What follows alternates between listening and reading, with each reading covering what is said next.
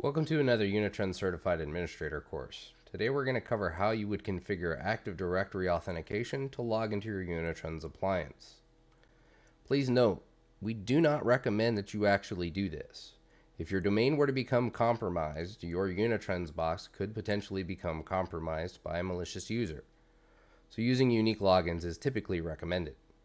But for those customers that would prefer to use the Active Directory authentication, what we would do, we would first come to the Network tab under Edit Hosts File, and we would create a host file entry for our domain controller. From there, we would come to the UB, come to our Edit menu, go to Users, and under Modify AD Settings, we would be able to configure these options. Note that if you don't see these options, it's likely because your ad blocker for your browser is blocking the page elements that show this item. So you'll need to turn that off. But we would put in DC1, it would get the IP address from the hosts file, and we would put in the domain that we need to be logging into. Within that domain, we'll need to create a user group within Active Directory.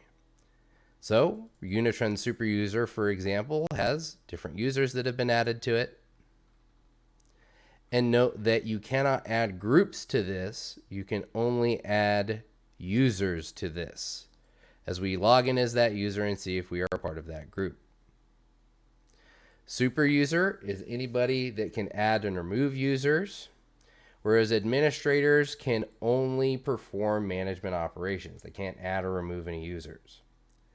Manage users can't do anything like change the network configuration or set up backup copies and things like that. They can only do restores and backup jobs.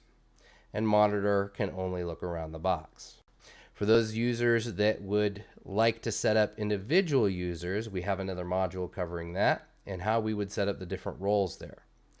You can set up Active Directory user roles here though. For example, jthal@selab.unitrends.com, I could give specific restrictions to where I would only be able to either back up items, meaning I can run a job that currently exists, or I can run recoveries.